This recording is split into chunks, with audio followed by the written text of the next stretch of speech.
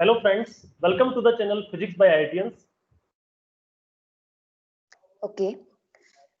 In last video presentation, I discussed about that why we need quantum mechanics if we already have classical mechanics. In today's presentation, I am going to discuss the postulates of quantum mechanics, the set of assumptions which we need to develop the theory of quantum mechanics. Okay, so postulates, first of all, in order to develop any theory, we have to predict some postulate, and based on these postulate we have to build theory. If the theory works well and justify experimental results, then these postulate on which it is developed are valid.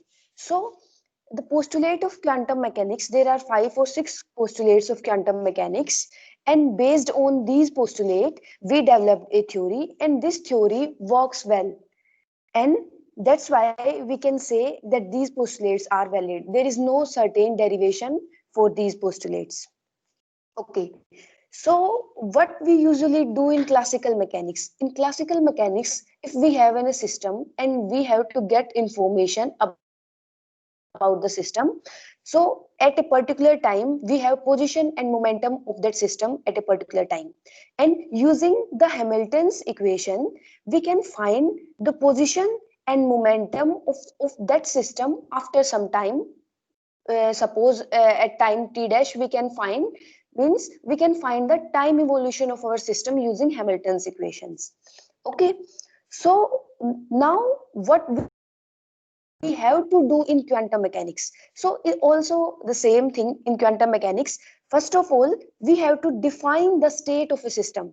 So our main first postulate is related to the state of the system. So we have to define the state of system, and after that, if we have system, then how we can calculate the physical quantities, the faithful quantities which give us information about the system, how we can calculate these quantities. Okay, now after calculating some quantities, we have to find that what will be the state of system after time, after some time. Suppose at time t dash, what will be the state? It means time evolution of system we have to find. So the first postulate of quantum mechanics is the state of system at any time is given by a state, a state vector, that is a ket vector. So this vector give us information about the system, all information about the system at time t. So it is called state vector in quantum mechanics, and it was the vector of Hilbert space. Okay, so the main thing about this state is that this state can be represented by the superposition of two or more functions. As we all know that Schrodinger equation is a linear equation. Suppose if phi1 is a function and phi2 is also a wave function, and both satisfy the Schrodinger equation, then their linear combination, that is a1 phi1 plus a2 phi2, will also satisfy Schrodinger equation. In the same way, if a system has state psi at any time t, so by superposition principle we can write it in the superposition of or linear combination of some wave functions. Here I represent psi in terms of phi1 phi2 up to phi n. So these both represent the state of system, so individually also they are the state of system. Okay, so the next assumption, means next postulate of quantum mechanics theory, is observable and operators. Okay, so observables are the quantities which we want from our system when we are analyzing our system. For example, I have to calculate the momentum energy of our system. So these are called observables. So in quantum mechanics, for each observable, we have a particular operator. There is a one-to-one correspondence between observable and operator. If we have to calculate something physical, it means we have to apply an operator on our system so that we can obtain that information about our system. For example, here in table I shown the momentum operator and the energy operator. So if we want information about energy of our system, so our system is in state psi, and we have to apply energy operator on the system, and these operators are Hermitian operator whose eigenvalues are real. Because energy, momentum, all these values are real. So we will, after applying Hamiltonian's operator on our system, we will get energy of our system. Okay, so now the next postulate is postulate 3. Yeah, measurement and eigenvalues of operator. Okay, so in for example, in classical mechanics, what we can do measurement without affecting the system significantly. The main thing about quantum mechanics is that we can't do measurement in our system without affecting the system. For example, in classical mechanics, suppose we have a system and we are wanted to measure its momentum or energy. So when we ended up our calculation, then at that time our state of system will remain same. It means the act of measurement will not change the state of system, but this was the essence of quantum mechanics, that act of measurement, even the equipment with which we are measuring the properties of our system, that equipment will participate in the state of the system. It means the act of measurement will change the state of system. So this was the main thing about quantum mechanics. So suppose our system is in any state psi, and the measurement of any observable A is represented by the action of operator A cap on the state psi, and the act of measurement change the state of system. So after carrying the measurement, system will be in one of the eigenstate of operator. How? I will explain it. So suppose our system is in any state psi, and we wanted to measure any observable A, and for that measurement we have to define an operator A cap. And suppose the eigenstate of vector, the eigenstate of that operator are psi n. So these are the eigenstate of operator, and our system is in state psi.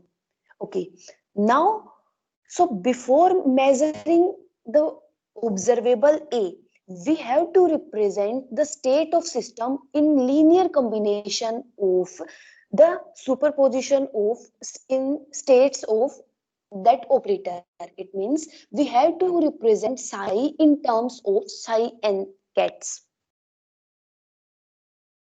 Okay, how we can do it? As we all know the completeness condition in quantum mechanics. So here I can write psi in terms of that completeness condition by replacing any identity operator here, and I will get this. So we can clearly see that here I represent psi in terms of psi n. It means is psi is here present in linear combination of psi n. So if we are going to measure any observable A, so it is necessary that first of all we have to change our state of system. Sorry, we can't say change, but we have to represent the state of system in terms of these in terms of eigenstate of that operator which we are going to measure. Okay, so next, if the system is already in state, if the suppose our system is present in any state and that state is already an eigenstate of operator, so at the for that we do not need any changes in the state, and we can directly apply the operator on the system. Okay, so now the next postulate, that is probabilistic outcome of measurement. Okay, so now we can see that the state of our system now is in the linear superposition of eigenstates of operator. So now after doing measurement, as quantum mechanics interfere with the state of system in quantum mechanics, our equipment interfere with the state of system. So now new upcoming state, we can't say by certainty that this is a now after measurement, this will be the state of the system. We can't say this with certainty. So there are probabilistic outcome in quantum mechanics. So before solving, we do not know in advance with certainty in which eigenstate among the various state, that is among science, the system will be after the measurement. Only a probabilistic outcome is possible. So the probability of finding one non-degenerate state, suppose after doing measurement our system is present in any one of the state, that is psi n, then the probability of finding the system in state psi n is given by this expression. Here I write that bracket of psi n with psi and whole square divided by psi bracket of psi with itself. So this is the normalization of the state. So usually we do normalize our states in quantum mechanics. Okay. Now next postulate is, so continuing this postulate, the eigen, suppose our system is present in state psi and we already represented it in terms of eigenstate of operator, and the states of that operator are not non-degenerate. It means the state, I can say that the state are also degenerate, and suppose these are m degenerate. So then the probability of finding the particle or system in a particular state is represented by summation j1 to m. It means we have to add all these probabilities in which the system is present now, because now the system is a degenerate system. Okay. And during these calculations, we also have to calculate the average value of our operator. So how we can find the average value of an operator in a particular state? So you can see from this formula, if our system is present in state psi and we have to find the average of operator A, so we can represent it by psi A psi divided by the normalization of psi operator. Okay, sorry, psi state. So here on the left hand side and right hand side, I can write identity operator. It does not affect. So, and by completeness condition, I can write the identity operator in this way. And finally, we can get the value of average value of the operator, that is summation an pn.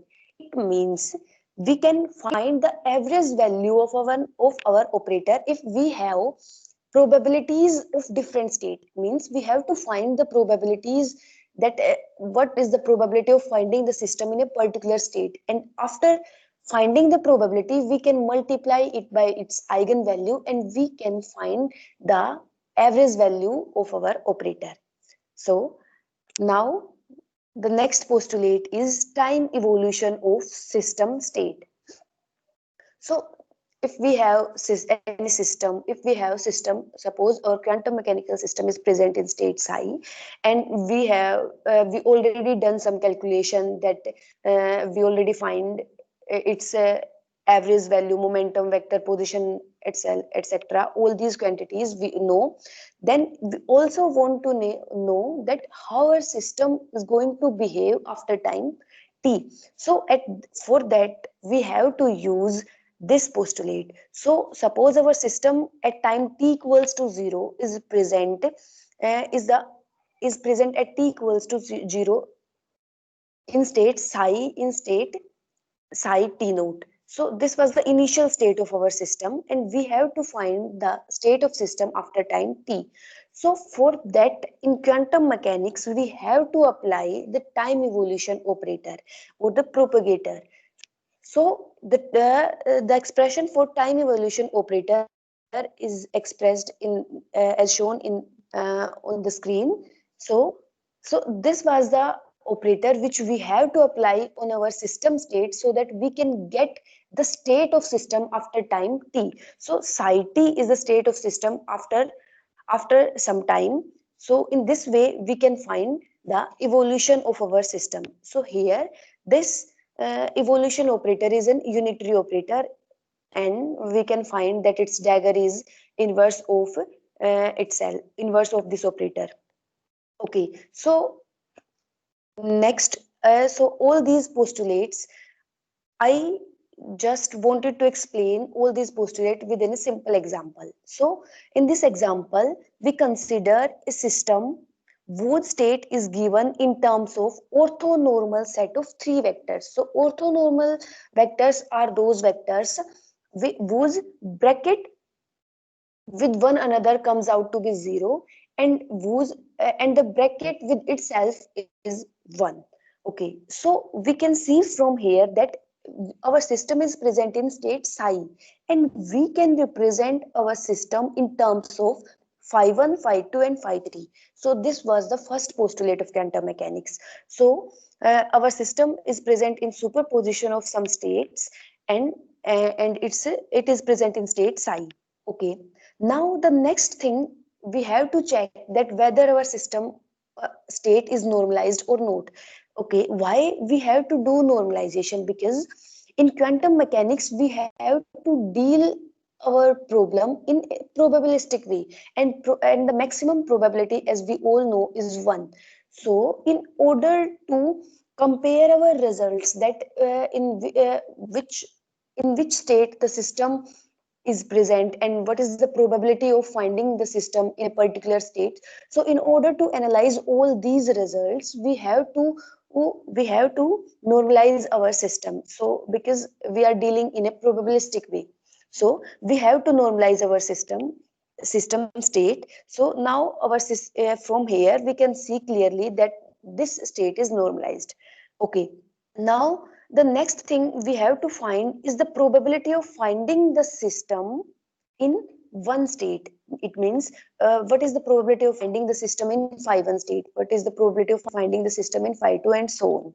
So we can find this probability by the formula we used in postulate, I think in postulate 3 or second.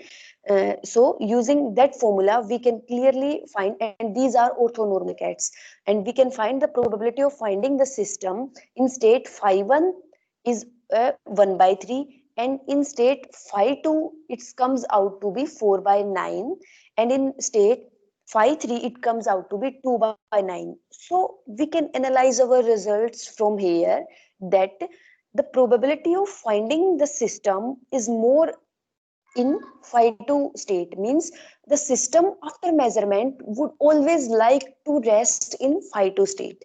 Okay, and we can see that the sum of all probabilities is equals to 1. So in this problem so in this whole presentation, maybe this was not very much helpful in solving your numerical problems, but this was the starting of quantum mechanics, that from where we have to analyze any numerical, that how we can see and how we can solve any problem of quantum mechanics, how we can analyze it. So thank you.